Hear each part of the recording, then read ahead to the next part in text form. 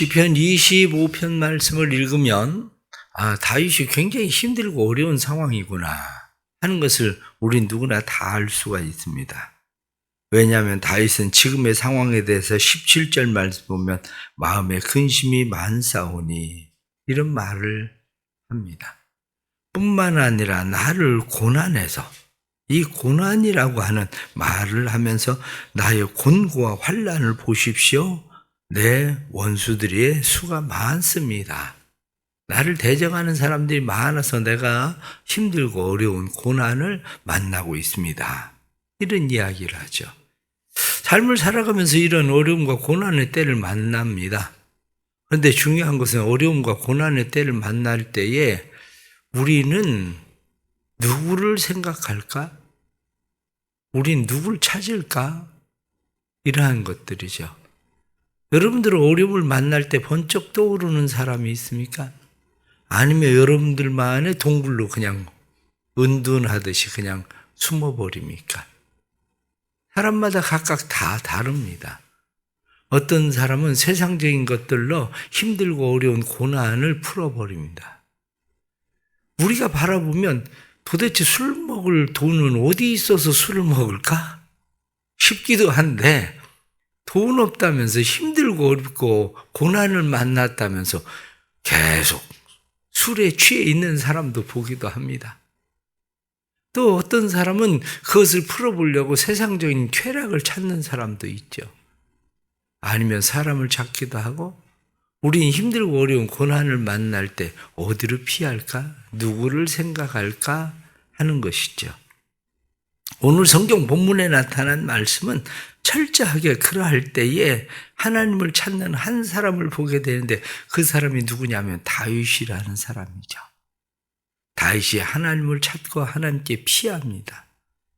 도대체 다윗은 왜 하나님을 찾고 하나님에게 피할까? 왜 하나님을 갈망하는 이러한 시편의 말씀을 그가 쓸까? 하는 것을 우리가 오늘 성경 본문에 나타나는 말씀을 보면 다윗이 하나님을 찾을 수밖에 없다는 사실을 우리가 깨닫게 됩니다.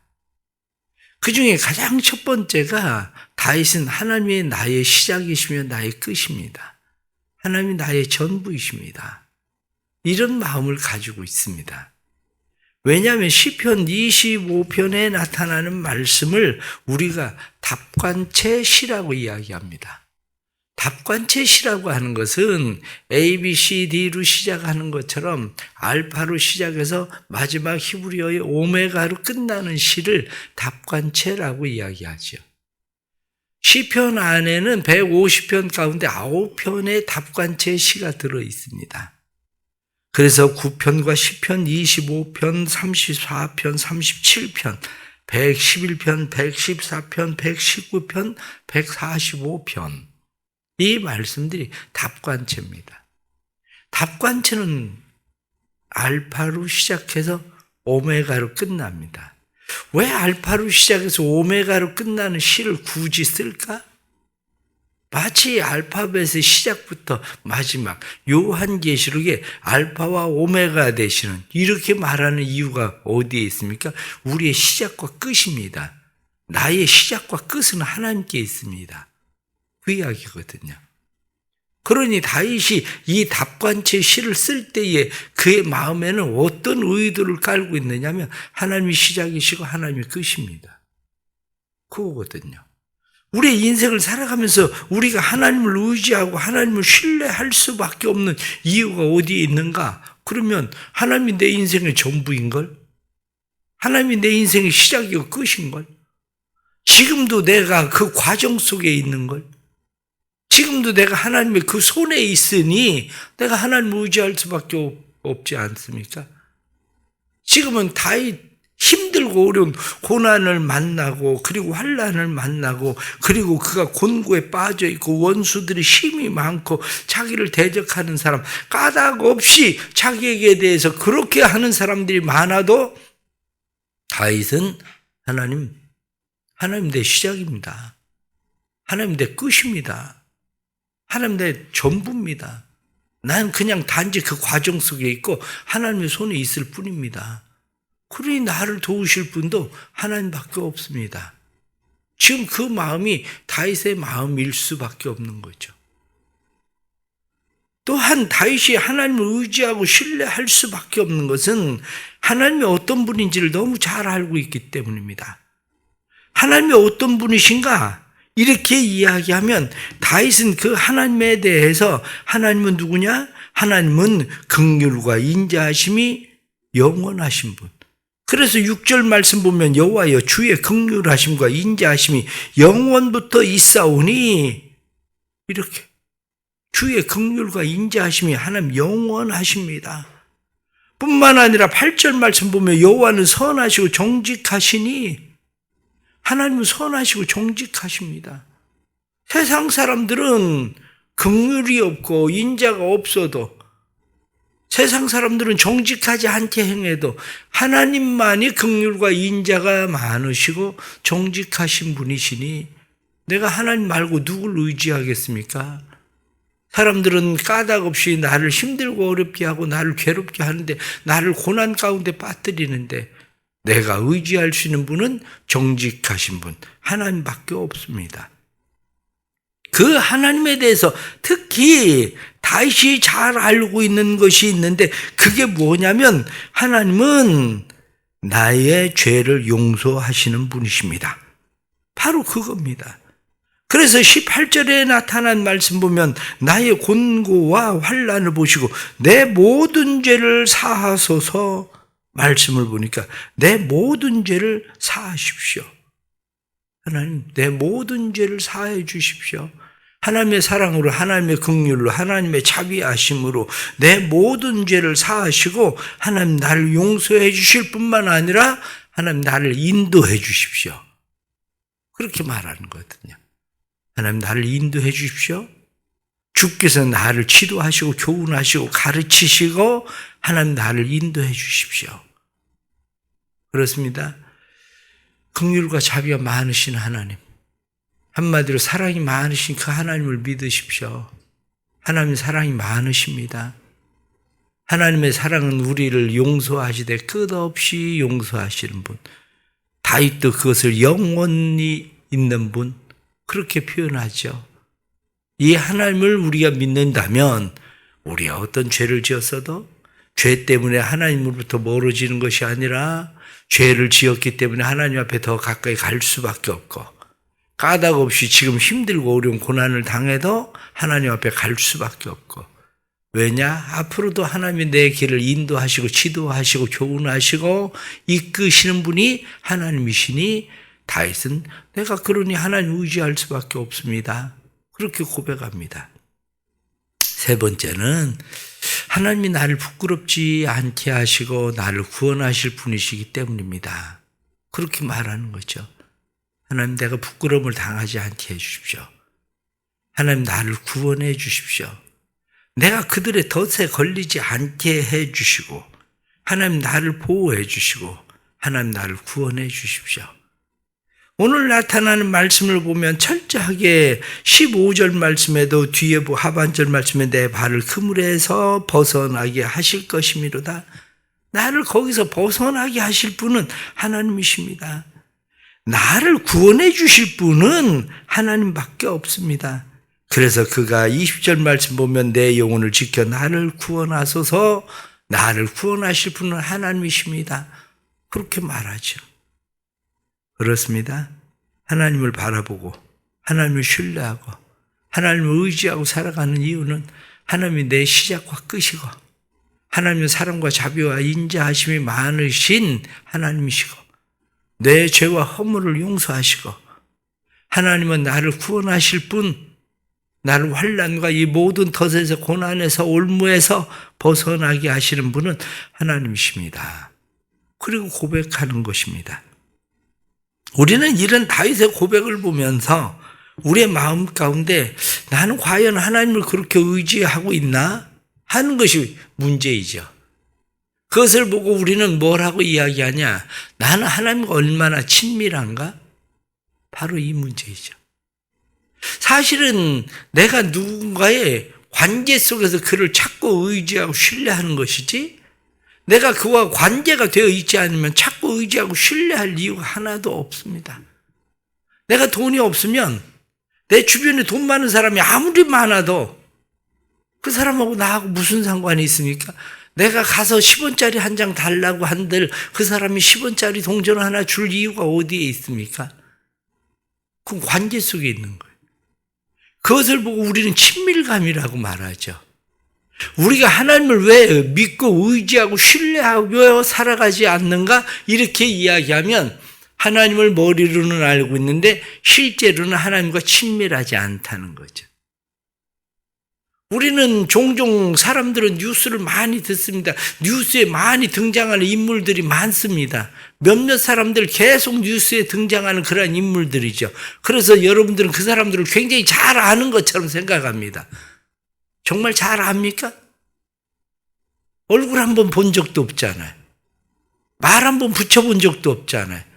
전화 한번 해본 적도 없잖아요. 그런데 친밀합니까? 정말 잘 아는 겁니까? 잘 아는 거 아닙니다. 친밀하지도 않고. 성경을 읽고 성경에 대해서 안다고 해서 하나님과 친밀하다고 착각하지 마십시오. 하나님을 잘 알고 있다고 착각하지 마십시오. 의외로 많은 사람들은 하나님을 잘 알고 있다고 착각합니다. 하나님과 친밀하다고 착각합니다. 그런데 왜 힘들고 어려운 고난의 때에 하나님께 나아가지 않습니까? 친밀하지 않거든요. 나는 친밀하다고 생각했는데 친밀하지 않습니다. 주변에 때로는 목장 안에 교회 안에 나하고 가까이 하는 사람들이 있습니다. 그럼 어렵고 힘든 어떤 일을 만났을 때 내 속마음을 털어놓고 싶은 마음이 있을 때에 생각나는 사람은 누굽니까? 교회에서 아는 것뿐이지 친밀한 사람 아닙니다. 친밀함이 없으면 그 사람과 어떤 면으로는 별 상관없는 사람입니다. 하나님과도 역시 마찬가지죠. 하나님과의 마찬가지로 사람들은 실제로 하나님과 친밀하지 않은데 하나님과 친밀한 것처럼 생각하는 거죠. 진짜 친밀한다는 게 뭐냐? 하나님에 대해서 오늘 성경에 나타난 말씀은 다윗이 하나님에 대해서 갈망한다는 거죠. 갈망한다. 이 갈망한다는 것을 오늘 성경은 뭐라고 말씀을 합니까? 갈망한다고 하는 것을 오늘 성경은 하나님을 우러러 봅니다. 1절 말씀에. 2절 말씀에 의지합니다. 5절에 기다립니다. 65절 말씀에 바라봅니다. 20절에 피합니다. 21절에 바랍니다. 하나님을 바라보고 의지하고 지금 하나님에게 다른 말로 이야기하면 올인하고 있는 게 갈망이에요. 그래서 갈망이라는 것은 뭐냐? 갈망은 다른 것을 생각하지 않는 거다. 목마른 사람이 다른 걸 별로 생각하지 않아요. 종종 동물의 왕국이나 자연에 보면 조그마한 웅덩이에 악어들이 우글우글 합니다. 그런데 악어들이 우글우글 하는데 우글거리는 그 악어들이 있음을 빤히 알면서도 사슴이나 소나 이런 짐승들이 왜 거기에 가서 물을 마시려고 합니까? 너무 목마르거든요. 그거밖에 없거든요. 그게 갈망이에요. 그래서 악어들은 기다리고 있다가 물을 먹는 순간 그들을 덮치는 일들 보잖아요. 그래도 그들은 여전히 그리로 또 물을 먹으러 달려듭니다. 이게 갈망이라는 거예요. 갈망은 오직 갈망의 대상만을 바라보는 것이다. 갈망의 대상을 위해 모든 것을 포기한다. 그걸 갈망이라고 말하는 거예요. 하나님을 대상으로 우리가 하나님을 갈망한다고 이야기할 때 하나님을 바라보고 모든 것을 포기합니까? 그걸 갈망이라고 말한다는 거예요. 그것을. 갈망은 어떻게 우리의 삶에 생기는가? 갈망은 우리의 삶에 저절로 생기는 것이 아니고 갈망을 원하면 하나님과의 진짜 친밀감을 원하면 몇 가지 우리가 해야 되는 일이 있습니다. 그 중에 첫째를 자주 만나라. 누군가 친밀하기 원하냐? 그럼 자주 만나라. 그렇게 이야기합니다. 하나님과 자주 만나십시오. 성경을 그냥 읽지 말고 성경 속에서 하나님을 만나십시오. 그냥 기도를 하는 것이 아니라 기도 속에서 하나님을 만나십시오. 삶 속에서 하나님을 느끼고 경험하십시오. 그래야 만나는 겁니다. 나 성경 통독했다. 성경 통독을 했는데 하나님의 말씀을 읽었다는데, 하나님의 말씀을 성경 전체를 읽었다는데 하나님을 만나본 적이 없어요. 성경 속에서. 그게 왜 성경을 읽었을까요? 그것은 마치 내가 서울에서 부산까지 가는 기차를 타고 갑니다. 제 옆에 예쁜 아가씨가 앉아 있습니다. 중요한 것은 말 한마디도 붙여보지 않고 부산까지 갔다는 거죠.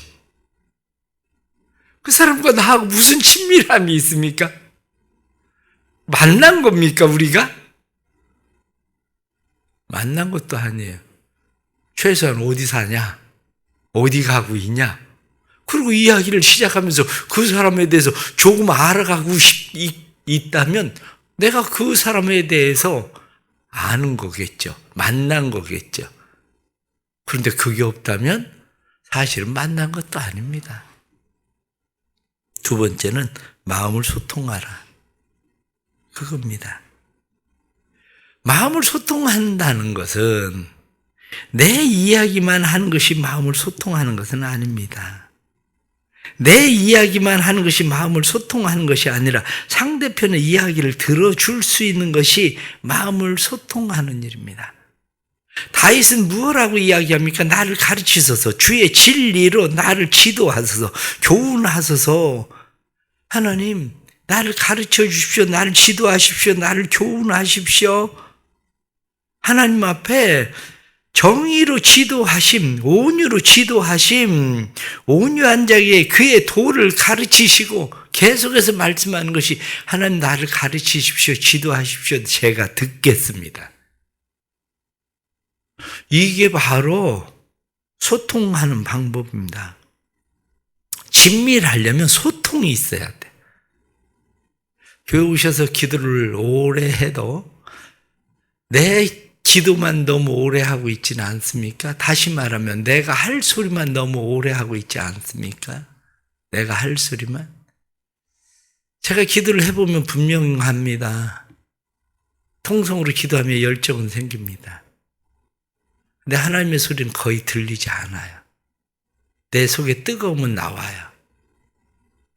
어쩌면 내 속에 뜨거움이 나는 하나님의 소리를 듣고 있는지 모른다고 착각할 수도 있어요. 그러나 묵상하는 기도를 해보면 또 다릅니다. 묵상하는 기도를 하면 내 속에 뜨거운 열정은 그렇게 일어나지 않는데 하나님의 음성이 들립니다. 하나님의 마음이 느껴집니다. 기도할 때에도 소통하는 기도를 하십시오. 내가 아뢰는 기도만 하지 말고 소통하는 기도. 하나님과 진짜 친밀하기를 원하면 성경을 읽어도 소통하는 성경을 읽으십시오. 통해야 돼요. 통해야 친밀감이 생깁니다. 세 번째는 친밀하려면 상대방의 요구를 들어줘라. 그거예요. 내 요구를 들어달라고 이야기할 것만 아니라 상대방의 요구를 들어줘라.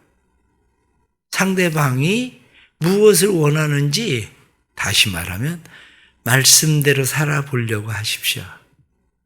힘들고 어려워도 하나님이 나를 인도하시고 지도하시고 가르치시고 교훈하시는 하나님의 도의 말씀을 따라 살려고 하십시오. 그러면 하나님과의 친밀감이 생깁니다. 왜? 하나님의 말씀을 들을 때에 하나님이 내게 말씀하시는 말씀이 무엇인지 그의 요구를 들으려고 할 때 그분도 내 요구를 들으십니다. 그분도 내 마음을 살피고 그분도 내 형편을 살피고 환난과 고난에서 나를 건지십니다. 네 번째는 그의 사랑에 만족하라. 그거예요. 친밀하려면 애들은 특징이 뭡니까? 아이들은 특징이 뭐냐면 한번 내 요구를 들어주지 않으면 그 다음부터는 상대를 안 해요. 이게 애들의 특징이에요. 그 기억이 사라져서 내 요구가 또 필요하면 또 붙어요. 이게 아이들의 특징이에요. 근데 어른들은 그렇지 않습니다. 진짜 친밀한 것은 그냥 그의 사랑에 만족하는 거예요. 내 요구를 그가 전부 다 들어주고 문제를 해결하기 때문에 그를 만족하는 것이 아니라 그와 함께 있는 그 자체, 그 사랑으로 만족하는 일이에요. 친밀함에 대해서 우리는 성경에 나타난 말씀 가운데 옥합을 깨뜨리던 한 여인을 보게 됩니다. 주변 사람들이 무엇라고 이야기하든지 예수님께서 그것을 통해서 자기에게 어떻게 하실 거라고 하는 기대도 없이 자기 옥합을 예수님에게 깨뜨려 버립니다. 이게 진짜 친밀감이라는 거예요. 사실은 그분이 내 요구를 전부 다 들어주시기 때문이 아니라 친구가 내 요구를 전부 들어줄 수 있는 사람이 아니라 그냥 내 마음 털어놓고 이야기해도 들어줄 수 있는 사람이기 때문에 그에게 내 마음을 털어놓고 이야기하는 겁니다. 우리의 친구들 가운데 가까이 있는 사람들 가운데 내 문제를 해결해 줄 수 있는 사람이 몇 사람이나 됩니까? 그런데 왜 그들에게 내 속마음을 털어놓습니까? 친밀하기 때문이에요. 그게 친밀감이에요. 하나님이 지금 당장 내 문제를 해결할 수 있는 분이기 때문에 하나님 앞에 내 삶의 모든 문제를 맡기고 털어놓고 기도하는 것만은 아닙니다. 왜?